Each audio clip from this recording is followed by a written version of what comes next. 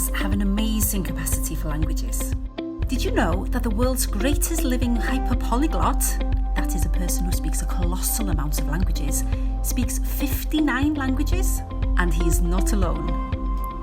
All over the world, there are millions of multilinguals, i.e. people who can speak more than one language. In fact, there are more multilinguals than monolinguals, that is, people who speak only one language. Multilinguals regularly converse with people from different cultures and communities in their various languages. Did you know that there are currently 7,117 languages in the world? Each one is as precious as the other. Of these languages, English is the global language. It's spoken largely by non-native speakers all over the world. Mandarin Chinese and Spanish have the largest numbers of native speakers.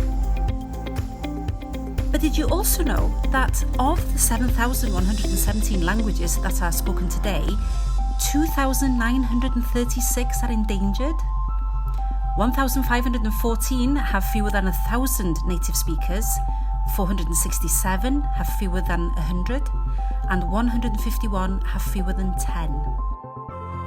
Welsh, in contrast, has over 500,000 speakers, way more than any of the other Celtic languages.